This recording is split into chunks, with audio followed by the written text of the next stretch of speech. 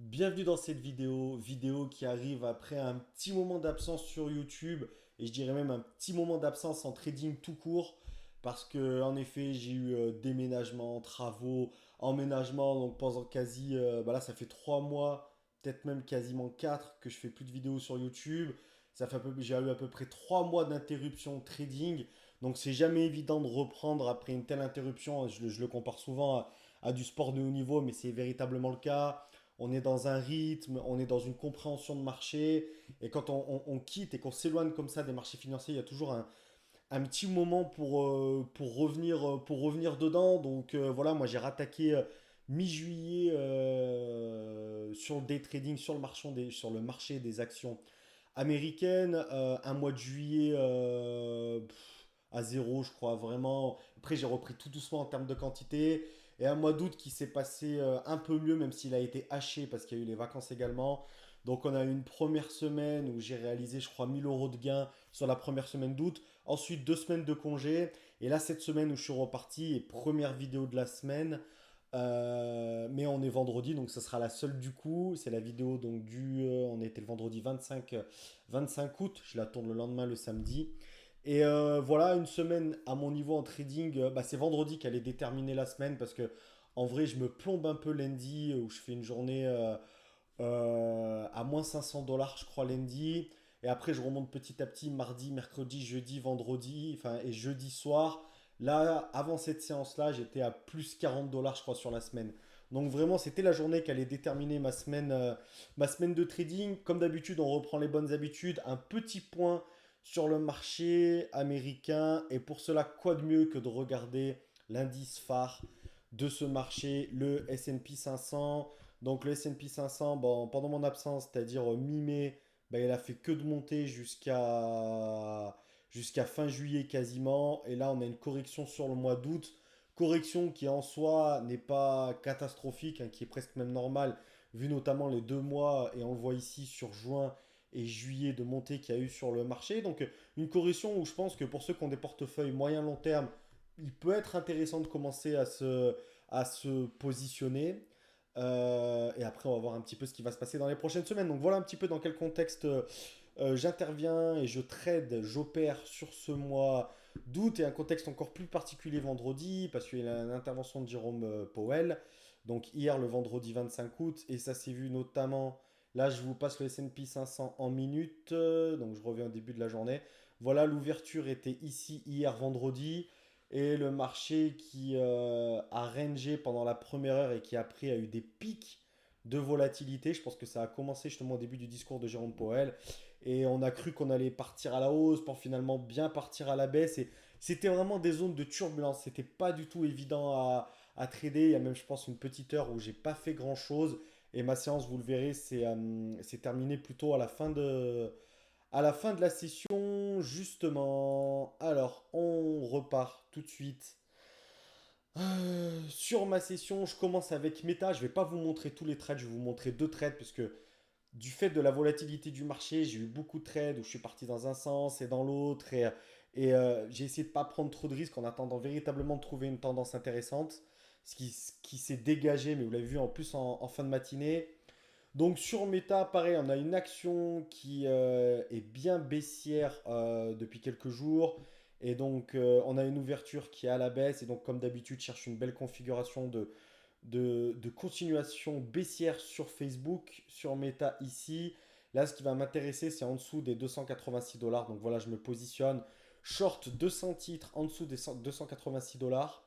Un stop au-dessus des 287 ici et un objectif autour des 285 dollars, donc pour gagner à peu près 200 dollars. Je suis en termes de position en ce moment entre 200 et 400 dollars, 200 dollars quand il y a forte, surtout sur le début de séance, et en général je vais prendre des positions avec un risque-reward de 400 dollars de risque pour 400 dollars de gain, sauf si je trouve des RR meilleur, mais grosso modo, on est sur ça en termes de position, ce qui représente entre 0,5% et 1% de mon capital. Voilà pour le point money management. Bon, ça se passe pas super bien, même si ça a bien commencé sur Meta, qui va finalement pas descendre, en tout cas pas dans un premier temps. Et donc, je vais sortir sur ce trade avec une perte correcte, j'ai envie de dire. Je crois que je vais être à un peu plus de 200 dollars, un peu plus de 200 dollars de perte. Je vais quand même la tenir parce que faut bien respecter ses stops et ses target price également. Et même si l'action elle se rapproche, tant que ça les a pas sautés, il faut pas les déclencher trop tôt, ne pas les anticiper parce que parfois ça peut justement se rapprocher et après partir dans le bon sens. C'est la grosse frustration derrière. Donc non, on maintient le cap, on tient ses positions, on respecte ce qu'on s'est dit, et voilà, même si on s'approche dangereusement des 287 dollars. Et c'est vrai qu'à ce moment-là, on se dit toujours, est-ce que j'anticipe pas le stop pour gagner, pour perdre un peu moins, mais très sincèrement, de mon expérience, il y a beaucoup plus de choses à perdre qu'à gagner à faire ça. Donc voilà, je sors, je respecte mon stop loss, et je sors avec à peu près 236 dollars de perte sur Meta. On va tout de suite passer vers la fin de la... Hop, vers la fin de la vidéo. Alors, hop, pause. Qu'est-ce qui s'est passé entre-temps? Je vous explique rapidement, j'ai fait un petit trade sur Meta où j'ai repris quasiment 200 dollars de gains sur la confirmation ici de la tendance baissière finalement. Vous voyez, là, je me suis fait sortir tout à l'heure par là. Après, c'est redescendu. C'est remonté. Quand c'est redescendu une deuxième fois, là, j'ai pas trop tradé pendant cette période parce que énorme volatilité. Et vous l'avez vu notamment quand je vous ai montré le S&P 500 minutes. Donc, j'ai pas préféré trader ici. J'ai attendu que le marché se calme un petit peu. Et là, on a une vraie tendance. Et j'ai repris sur cette cassure-là des 284 dollars, à peu près 200 dollars ici. Donc voilà, je suis quasiment à zéro sur Meta. On perd 45 dollars.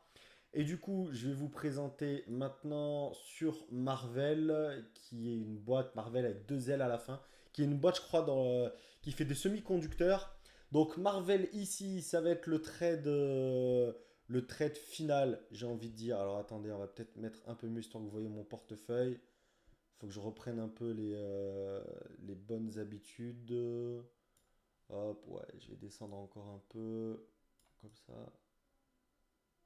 Ouais, de toute façon, je sens que je suis en train de m'embêter pour pas grand-chose.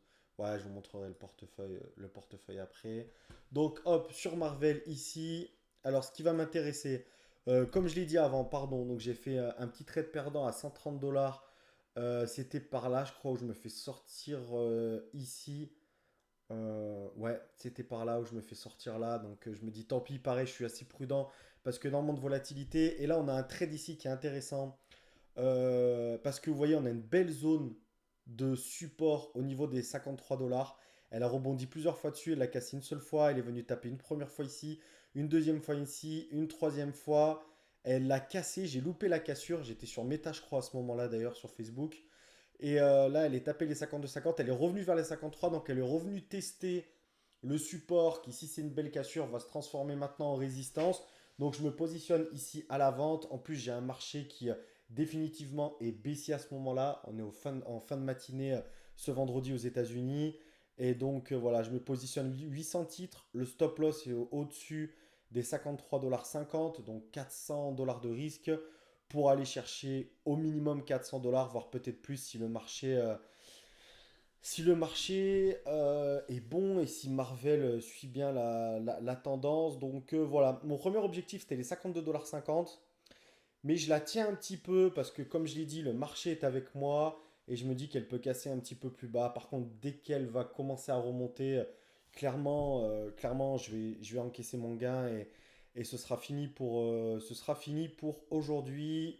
Voilà, c'est le cas. C'est fini hop, c'est fini sur Marvel. Donc au final, le portefeuille ici.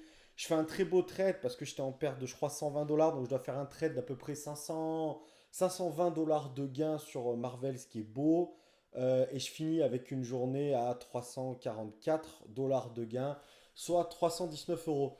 Une journée correcte pour une semaine moyenne, parce qu'en réalité, mon objectif de la semaine est autour des 750 dollars de gain. Donc là, je dois être cette semaine à peine 400-420 dollars de gain. Donc je suis en dessous sur la semaine. Heureusement que je fais une belle première semaine d'août. Il me reste encore la semaine prochaine pour essayer de faire un mois correct. Voilà pour cette vidéo. C'était la reprise. N'hésitez pas à me dire en commentaire s'il y a des choses à améliorer. Je reviens dans le bain petit à petit et je vais essayer d'être de plus en plus régulier. Merci beaucoup en tout cas pour l'avoir suivi et je vous dis à très bientôt pour une vidéo de trading. Merci.